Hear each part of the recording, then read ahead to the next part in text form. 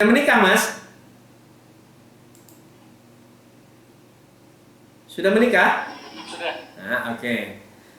Jadi kalau parenting jangan yang bujang ya. Bujang ngajar parenting pasti ada masalah, kan? Betul ya? Dia rasanya rumah tangga tuh indah gitu. Karena baca buku gitu. Oke. Jadi bisa jadi trainer parenting yang bagus itu belum tentu yang rumah tangganya ideal malahan ya. Ngajar parenting bagus, istrinya soleha gitu. Coba dapat istrinya yang nakal gitu. Pengalamannya kan ya, nah itu macam-macam. Jadi pengalaman itu strong. Misalnya orang, contoh gini, Pak, Anda datang orang-orang mau bunuh diri. Pak, Pak Dani, saya sudah beli cyanida secara online mau bunuh diri. Gitu. Gimana dong gitu ya? Tapi orang berpengalaman, misalnya sudah 4-5 kali menangani orang yang sama, itu udah tenang gitu ya. Nah, paling ini. Oke ya. Oke. Nah, kita lanjutkan. Nah, pengalaman ini kuat kalau relevansinya juga kuat dengan materi ya. Kalau misalnya training sales, Anda punya pengalaman di dunia sales, ya akan jadi bagus. Kalau dia misalnya mengenai marketing, Anda punya pengalaman di bidang marketing, jadi bagus. HRD, komunikasi. Jadi teman-teman, peserta kita itu seneng dengerin pengalaman. Senang, jadi tidak cuma kuat tapi senang. Jadi dia ada sesuatu hal yang baru gitu. Makanya trainer itu ada keuntungannya karena kita ngajar di berbagai perusahaan, kita belajar banyak hal. Nah, jadi orang yang undang kita itu dapat ilmu banyak yang dia nggak tahu dan dia belum pernah dengar, ya, bahkan dia kaget. Misalnya suatu saat saya katakan gini, Pak, saya pernah ditunjukkan oleh seorang direktur bahwa, Mas, ini merek saya ini, merek paling abal-abal. Omsetnya sekian T. Orang pada kaget. Hah? Produk itu sekian T, Pak? Iya. Jadi peserta nggak seneng gitu ya. Dengar, oh sesuatu yang baru. Kenapa dia melakukan ini? Ada orang yang nggak tahu kan ya. Kenapa dia melakukan ini? Ada orang yang nggak tahu. Nah, kita tahu, kita share, kita akan senang mereka. Selain itu juga powerful.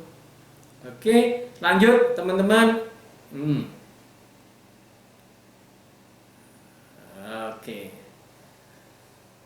Konten kita supaya strong lagi, ada teknik atau tools yang namanya emotional language. Itu biasanya bahasa-bahasa yang ada rohnya, bahasa-bahasa yang touchy gitu ya, bahasa yang menyentuh, yang bisa merubah seseorang. Jadi kalau Pak Ustadz wajib nih mempelajari emotional language gitu ya. Biasanya orang akan mudah tersentuh G-spotnya, kok G-spot sih istilahnya, emotional spotnya gitu ya. Itu karena 3 hal ya, masa depan, kematian, keluarga ya, untuk memunculkan. Jadi bahasa yang sering dipakai seperti bayangkan, nah misalnya itu. Jadi kalau misalnya Mas Budi ceramah, kemudian supaya orang tersentuh, pakai masa depan atau kematian. Jadi orang banyak udah sepuh-sepuh ngomong kematian itu nasihat yang bagus. Dia biasa akan tersentuh. Atau orang yang malas ngajar gitu ya. Teman-teman kan sudah belajar banyak hal. Dari SD, SMP, SMA, kuliah, terus belajar, terus ikut training macam-macam. Pertanyaannya, ketika Anda meninggal, apakah ilmu itu akan ikut Anda kubur dan selesai, tidak ada manfaatnya lagi? Nah, ini kan jadi sebuah sentuhan kalau ngomong kematian. Mas Budi ini udah belajar banyak banget, apalagi tentang Al-Quran gitu kan. Bener nih, setelah mati ilmunya mau dikubur aja, atau mau ditularin, atau mau nulis buku, atau mau bikin video tutorial. atau mau ikut dikubur. Dah selesai, Budi Haji mati selesai, nggak ada warisannya. Itu ya emosional gitu ya. Masa depan. Kalau anak muda ya masa depan, gitu. Masa depan sentuh keluarganya, gitu ya. Jadi suatu saat saya nemu anak yang menyalahkan ayahnya, ya, menyalahkan ayahnya karena dia meninggalkan keluarganya tanpa pamit. Anak ini merasa jadi korban. Dia merasa setuju atas kelemahannya, setuju atas ketidakmampuannya. Udah, kita kasih contoh dalam masa depan ini. Kamu kan sudah dewasa, bahwa kamu udah punya KTP, artinya kamu tanggung jawab pada dirimu sendiri. Saya punya teman yang sejak kecil sampai dewasa tidak tahu siapa ayahnya, siapa ibunya. Dia ditaruh di bak sampah, ditemukan oleh seseorang. Dan sampai detik ini, beliau masih mendoakan ayah ibunya. Beliau memaafkan karena mungkin waktu itu masih muda, mungkin karena waktu itu belum tahu, dan beliau doakan terus supaya diampuni dosanya dan ingin berjumpa nanti kedua orang tuanya yang telah melahirkan di surga nanti. Jadi kalau bapakmu meninggalkanmu, ya sudah, maafkanlah, kamu berdoa yang baik, kamulah yang akan merubah nasib keluargamu. Nah, kira-kira gitu ya. Jadi bahasa-bahasa yang lebih menyentuh itu juga powerful. Oke. Apalagi? Ajaib. Kalau Anda bisa menampilkan keajaiban di kelas, yaitu strong kontennya. Ya. Kalau misalnya suatu saat ada game yang mau nulis nama di balon, waktu itu trainer lain sih ya, nulis nama di balon, kemudian balonnya ditebar, dia suruh nyari balon masing-masing. Heboh banget. Tapi di luar dugaan, ternyata ada peserta yang fobia luar biasa terhadap balon, nangis, teriak-teriak, panik. Oke, karena saya sudah belajar juga hipnoterapi, saya bantu sebentar, nggak capek 1 menit dia berani pegang balon, bahkan seneng gitu ya. Teknik fobia lah ya, yang ngajarin guru saya Mas HGS, Mas Budi juga tahu. Nah, ternyata ya itu ajaib, orang jadi wah, kok bisa ya orang yang dari panik semacam itu ya jadi apa? Jadi berani. Ya. Saya pernah ke Pangkalan Bun dengan Mas Wafa, waktu itu training di sana. Dia takut naik pesawat pas berangkat. Pulangnya sebelum itu saya terapi gitu. Mas ke kamar saya, nggak nyampe 5 menit, besoknya praktek dia tidur di pinggir jendela. Dia happy. Wah, seru ya Pak. Kenapa bertahun-tahun, hampir 30 tahun, 35 tahunan saya simpen. Saya pergi ke luar kota selalu naik pesawat, tapi nggak saya buang. Nah sekarang saya nyaman. Nah, ajaib gitu ya. Nah, tergantung materi Anda ya. Kalau materi Anda misalnya tentang saham, tentang option, tentang Bitcoin, tentang Facebook Ad, Anda bisa menunjukkan keajaiban. Keajaiban itu kan sebenarnya definisinya di atas rata-rata orang gitu, itu dianggap ajaib ya. Nah, kalau udah tahu ilmunya kan semua jadi gampang. Weh, ajaib nih gitu ya. Selamat datang Mbak Anissa Cahya yang terlambat. Oke. Ya, teman-teman, gimana? Ada pertanyaan sampai di sini? Kalau enggak saya lanjutkan saja. Studi case, diskusi, debat. Teman-teman, kenapa diskusi debat itu kuat? Karena orang dipaksa untuk berpikir kan, menganalisa segala macam. Nah, studi kasus juga seperti itu. Ini kita kelompokkan menjadi satu saja. Jadi seringkali peserta itu butuh diajak berpikir, butuh kan. Tadi segitiganya teman-teman masih ingat ya, segitiganya tadi di taksonomi. Di level sini kan ada kritik, di sini ada analytical gitu ya. Nah itu kuat tuh. Kalau ceramah itu cuma remembering, understanding. Ceramah. Nah, jadi ketika Anda mulai sentuh yang ini, kritik, analytical, analisa, itu strong. Jadi teman-teman bikin studi kasus, diskusi apapun. Walaupun cuma hal-hal yang sederhana ya, misalnya kuncung bau gitu aja. Siapa yang paling bersalah? Itu hal yang sederhana, tapi orang mikir nih, iya siapa yang salah menganalisa. Jadi bikin kasus apalah, misalnya soal adikku mau fotokopi, kakaknya suruh nganter, nggak mau karena malas. Ternyata dia berangkat sendiri. Setelah berangkat sendiri dia digangguin oleh preman dan akhirnya harus masuk rumah sakit. Siapa yang paling bersalah dalam kasus ini? Itu juga bisa premannya, bisa adiknya yang nekat, bisa kakaknya yang cuek. Nah, hal yang kayak gitu itu membuat kita berpikir, berdiskusi, otak maju, otak berpikir, menganalisa dan sebagainya. Nah, bikin, jadi materi Anda apa, bikin case-case-nya. Termasuk ngaji bisa ini. Kenapa orang bisa belajar ngaji dengan cepat, kenapa bisa lambat? Nah, jadikan diskusi dulu. Mungkin kita bisa menemukan tools-nya, menemukan jawabannya. Oke, teman-teman, sampai di sini ya simulasinya. Simulasi. Merasakan.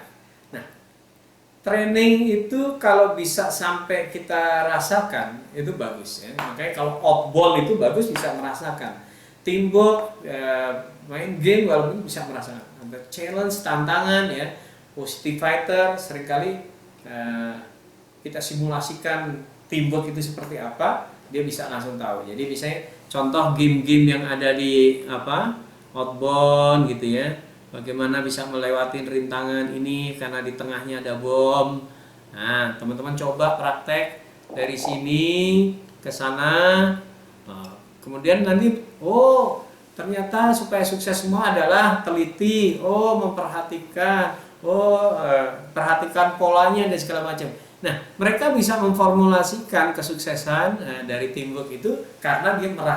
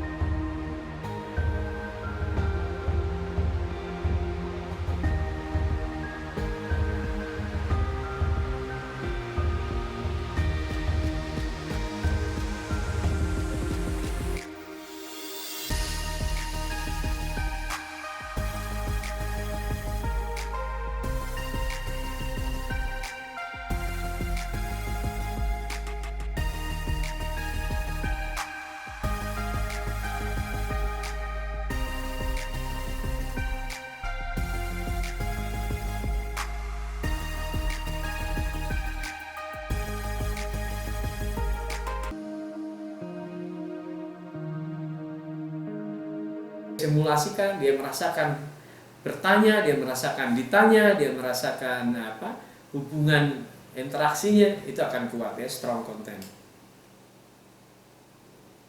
Oke. Nah, teknik membuat konten kita dianggap kuat, strong, itu harus aplikatif teman-teman. Jadi ada teknik-teknik canggih tapi tidak implemented, berarti ya nggak kuat, nggak bagus. Jadi perhatikan supaya apa yang kita ajarkan itu bisa diterapkan. Jadi misalnya gini, tadi saya ngajarin analogi, bisa nggak diterapkan Pak? Kasih jempol aja, bisa nggak? Tadi belajar analogi, bisa nggak diterapkan di kelas? Kasih jempol, oke ya. Thank you Mas Bisa. Tadi kita belajar teknik sharing fakta, bisa nggak dipraktekkan di kelas? Nah, itu artinya aplikatif. Jadi ada mungkin 1-2 yang nggak cocok dengan materi Anda, ya bisa jadi ya. Nah, ketika aplikatif, strong, yes. Artinya apa yang dia pelajari bisa diterapkan. Apa yang dipelajari? Apa yang kita ajarkan itu harus kita pikirkan, ini bisa nggak ya diterapkan di perusahaan dia. Misalnya contoh, Anda mengajari teknik marketing di UKM. Oke ya, UKM modalnya pas-pasan. Kemudian Anda ajarkan untuk membuat website yang canggih dengan dynamic, ada form-formnya, Nah, hitung-hitung domain, hosting, bayar programmernya itu katakanlah 10 juta. Nah, ini nggak aplikatif nih. Wah, ketinggian nih untuk UKM. Mungkin untuk UKM ajarin aja sosial media promosinya gitu ya. Jadi ketika itu aplikatif, dia strong. Kalau nggak aplikatif, nggak nyampe rumah tuh Pak. Masih dalam orang ngajar aja dia udah oh bukan saya nih, nggak cocok sama materi saya, nggak cocok nih sama kondisi saya. Oke ya. Oke. Kemudian teman-teman, setelah aplikatif kita masuk di praktek. Jadi demonstrasi sama praktek beda ya. Demonstrasi yang melakukan biasanya pengajar, praktek mereka mempraktekkan. Clear ya? Kalau Mas Budi ngajar baca Al-Quran, praktek berarti ya anak-anak baca, kita baca. Tapi kalau demonstrasi Mas Budi yang mendemokan. Oke ya. Jadi praktek ini orang merasakan, orang dapat ini bisa merasa, bisa pede gitu ya, bisa merasa, bisa lebih pede kalau orang praktek itu. Jadi dia pede dengan ilmunya. Oh iya saya bisa, pede dengan ilmunya. Jadi misalnya Mourinho mengajarkan teknik menendang. Walaupun dikasih pagar betis berapa banyaknya, masih bisa on target ya, masih bisa on target ya. Mourinho ngajarin gol, walaupun pagar betisnya banyak bisa on target dengan teknik tendangan melengkung, melewati tinggi dan loncatan orang tertinggi manapun. Ibra loncat pun tetap nggak kena. Oke. Jadi tinggal kiper doang. Kemudian setelah dipraktekkan, benar loh. Ya, dengan kecepatan kaki dan tendangan di titik tertentu, dia akan melengkung, benar loh. Ya, jadi akan pede melakukan tendangan yang bisa on target karena praktek. Dia bisa merasakan ya, rasakan. Kemudian yang lebih mantap lagi, dia masuk ke menjadi skill dia yang baru ya, skill. Oke ya. Jadi ketika orang mempraktekkan itu jadi stop the kalau orang praktek itu kan jadi pede nih. Public speaking praktek ngomong, oh ya oke, gitu. Ternyata setelah ngomong nggak masalah, nggak ada benjol, nggak ada bengkak, wah pede deh. Sekarang saya bisa ngomong depan orang. Kemudian dia jadi skill baru kita. Jadi teman-teman kalau misalnya materi kita Mas Hari ngajarin misalnya di rumah sakit apa Mas Hari? Ya, kalau di rumah sakit bisa jadi pasang perban atau misalnya cara mengganti spray tanpa mengusir yang sakit dari atas tempat tidur. Bisa. Jadi teknik mengganti spray misalnya itu mesti dipraktekin ya. Kayak di perhotelan itu teknik masang spray kalau secara teori ya belum, begitu udah dipraktekin, oh gitu Pak, pantesan bisa kenceng gitu ya. Oh begitu, pantesan bisa kenceng. Jadi akan ada aha momennya, ada wow-nya ketika orang itu praktek. Walaupun praktek itu seringkali makan waktu panjang, kemudian trainernya juga lebih agak nganggur gitu. Ya nggak apa-apa ya. Kalau memang materi trainingnya cocoknya praktek, ya praktek. Kalau kita ngajar programmer ya praktek gitu. Bisa kita datang setiap minggu atau ngajar setiap hari, nggak ngapa-ngapain ya. Saya pernah jadi guru programmer itu 6 bulan. Di awal-awal saya bilang gini, teman-teman, Anda pengen bikin aplikasi apa? Apakah payroll, inventory, general ledger, atau point of sales? Oke ya, berarti 6 bulan itu kita akan buat aplikasi sesuai keinginan Anda dan 6 bulan selesai. Kalau selesai berarti Anda lulus. Dan usahakan program yang selesai itu bisa dijual. Udah seneng itu Pak. Dan dia akan bertanya terus, Pak kalau begini cara gimana, samperin, Pak kalau ini cara gimana, samperin. Sudah 6 bulan tuh hampir kayak nggak ngajar kan, sejak di kelas, depan kelas ya, sekali-sekali aja, karena hampir full praktek. Dan itu strong banget.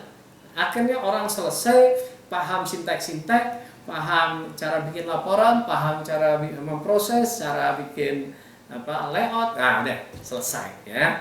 Praktek itu powerful. Jadi kalau misalnya materi, khususnya bagi teman-teman yang punya materi bisa dibikin praktek, bikinlah aktivitas praktek. Kemudian uniqueness. Nah, unik bukan berarti cuma beda ya. Nah, kalau beda artinya ya kayak garpu ini, dia memang beda tapi nggak bawa manfaat ya. Unik artinya tetap yang kreatif. Kreatif artinya create. Ini goyang nih, create value ya teman-teman ya. Create value. Jadi Anda punya unik tapi ada value-nya. Konten Anda unik nih gitu ya. Misalnya biasanya orang dikatakan unik itu kalau berani, ini juga bagus nih. Kalau Anda berani ya, melawan arus. Jadi kalau orang banyak ngomong kalau mau sukses harus kerja keras, Anda lawan arus gitu. Kalau mau sukses harus jadi orang malas. Nih tekniknya nih, gitu ya. Lawan arus tuh. Dan ternyata Edgework kalau memang benar ya bisa itu jadi strong. Misalnya orang bikin tahu dengan komposisi kalau 2 ton, kedelainya sekian ton.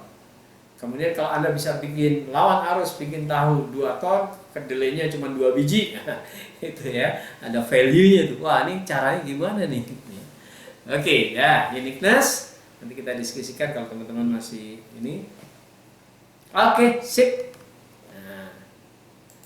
Oke, kita punya waktu 15 menit, ya, 17 menit ya, 17 menit untuk diskusi. Teman-teman, kalau ada yang mau di-share, ini saya membaca dulu ya beberapa yang di chat. Kalau kita tidak punya pengalaman, apakah bisa pakai pengalaman orang lain atau tokoh lain? Bisa, ya betul, bisa. Jadi itu namanya kita membacakan sejarah orang. It's okay, selama itu membuktikan akan menguatkan. Tidak semua harus kita alami. Ini pertanyaan dari Pak Lawrence ya. Kita nggak punya waktu untuk mengalami semua hal. Makanya kita butuh belajar gitu. Saya juga belajar terus kalau ada training, ada seminar saya ikut itu. Kenapa? Saya paham benar tidak semua hal bisa saya alami. Ya, termasuk misalnya hidup saya nggak ada yang ekstrim gitu ya. Nah, dari kecil sampai sekarang ya biasa saja gitu. Ekstrim maksudnya susah banget sampai sengsara, kok ada punya sampai orang mau bunuh diri segala macam, nggak ada cerita gitu ya. Jadi ceritanya ya kalau cerita yang ekstrim bunuh diri yang ngambil cerita temen gitu ya. Oh dia sempat mau bunuh diri tapi survive. Oh dia sempat kanker tapi dia bangkit. Nah kita nggak semuanya kita alami. Jadi Pak Lawrence boleh saja ngambil selama itu kan jadi menguatkan peserta kita untuk pengalaman itu. Atau sebuah perusahaan, misalnya di Martha Tilaar melakukan ini, nah gitu ya. Misalnya di Honda melakukan ini, nah, kita boleh banget, karena sadar banget kita tidak bisa mengalami semua itu. Namun kalau kita punya materi, misalnya motivasi segala macam, ketika kita yang mengalami sendiri itu akan powerful sekali. Nah, suatu saat saya bicara dengan Tony Christiansen ya dari New Zealand di Hotel Ciputra. Ya dia memang kakinya kelindes, kakinya hilang. Kemudian dia ceritakan bahwa jangan anggap saya ini cacat. Saya lebih kasihan dengan orang yang cacat kepalanya. Saya hanya hilang kaki, tapi saya tidak kehilangan apapun, tidak kehilangan semangat. Yang jalanin siapa? Tony Christiansen, ya strong. Nick Vujicic, kakinya hilang, ya strong dia ngomong. No arm, no legs, no problem. Dia buktikan itu strong. Hal-hal seperti itu sangat bagus. Ya, kalau teman-teman misalnya pernah terpuruk kemudian bisa bangkit, itu bisa di-share ke peserta, itu juga bagus. Pernah gagal kemudian menemukan cara baru ternyata berhasil, bisa itu juga bagus. Artinya dua-duanya boleh, level kekuatannya terhadap konten bisa dua-duanya juga bagus. Saya pernah menginspirasi orang dengan cukup menyetelkan video Nick Fujisik. Saya nggak ngomong apapun. Alhamdulillah orang itu berubah. Pak Loren. Jadi saya panggil orang itu ke rumah, saya setelin videonya, saya nggak ngomong apapun, saya bilang sudah silahkan pulang. Kamu mau jadi orang lemah atau orang kuat, gitu ya? Dalam hati saya sudah pulang. Berubah. Dan dia belum pernah lihat video itu. Dan case-nya cocok. Oke ya. Jadi oke, kemudian Mas Budi, suaranya masih oke Mas Budi? Mas Budi Aji, suara saya masih dengar? Masih, Pak. Oke. Ya, yang sudah ada. Jadi tetap seru kok pakai Kahoot di online gitu ya. Kalau misalnya Mas Ruli punya waktu mewah gitu ya. Nah, kalau saya tadi kan saya hitung-hitung, saya bahas mengenai strong content 2 jam. Wah, itu sebenarnya mepet banget. Kan biasanya 1 hari ya. Kalau 1 hari kita bisa praktekin, explore contoh-contoh. Nah, ini agak ngebut. Nah, alhamdulillah sih menurut pandangan saya, karena teman-teman juga trainer, lebih cepat yang selama ini nggak diperhatikan, tolong diperhatikan aja. Misalnya gini, selama ini saya nggak terlalu fokus dengan contoh ya. Mulai sekarang pikir nih, setiap materi, setiap poin harus punya koleksi contoh. Entah itu dilempar atau tidak di dalam kelas, tapi sudah punya koleksi contoh. Oh iya ya, saya harus bikin formulating nih. Formula, apa ya? Kalau mau bikin segitiga seperti apa? Kalau kuadran seperti apa? Kalau kurva seperti apa? Supaya orang lebih mudah. Oh, saya punya materi yang ini kok susah dipahami ya? Oh, ternyata kalau saya bikinkan grafik, kurva, orang langsung pahami lebih cepat. Nah, lebih canggih lagi ya. Itu kalau konsultan lebih mahal tuh Mas. Nah, dulu kita kalau undang konsultan 2 miliar tuh cuman bikin kotak-kotak rata-rata. Makanya kita bercandanya sama teman-teman di kantor yang lama itu, konsultan masa bikin kotak-kotak gitu. Tapi memang kotak-kotaknya itu mencerahkan gitu. Ah iya ya, ini dan ini dan ini. Nah, lebih mudah diingat juga. Oke, kemudian sudah ya, pertanyaan terakhir dari Mas Ruli. Oke. Baik, oke. Teman-teman, kalau ada yang mau ini boleh lewat chat, boleh langsung. Oke. 3 menit. Jadi kembali ke segitiga tadi, teman-teman. Nomor 1 adalah delivery.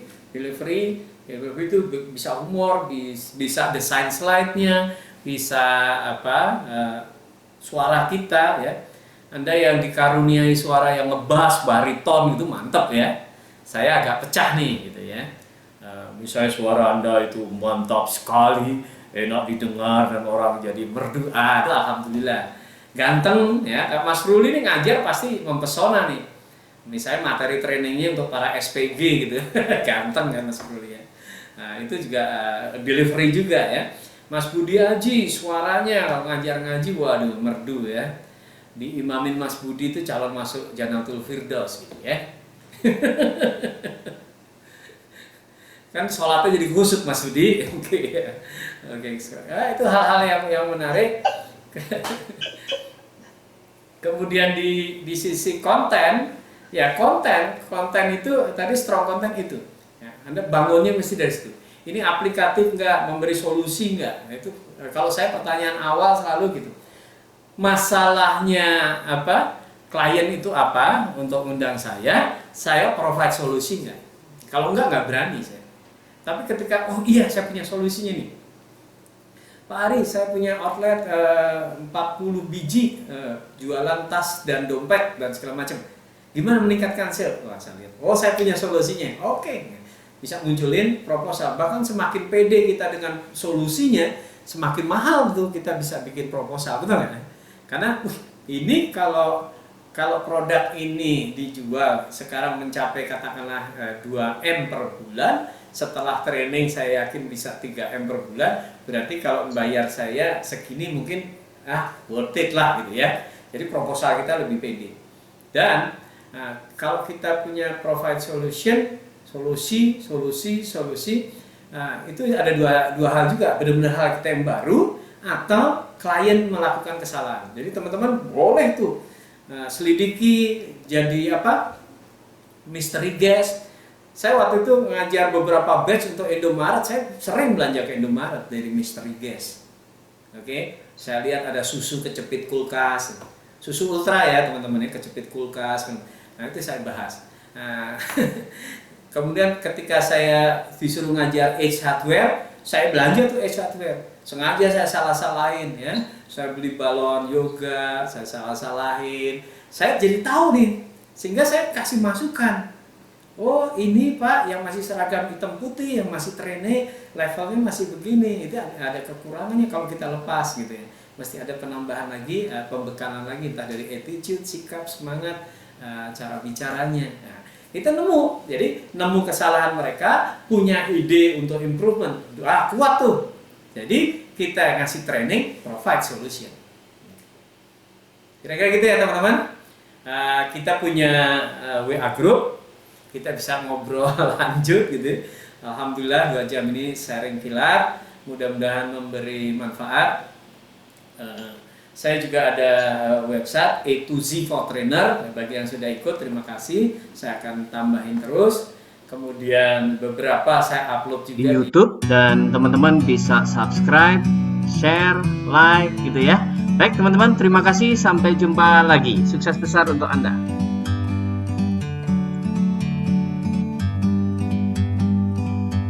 Like a bird on a tree, I'm just sitting here. I got time, it's clear to see. From up here, the world seems small. We can sit together. It's so beautiful, you and me. We meant to be in the great outdoors.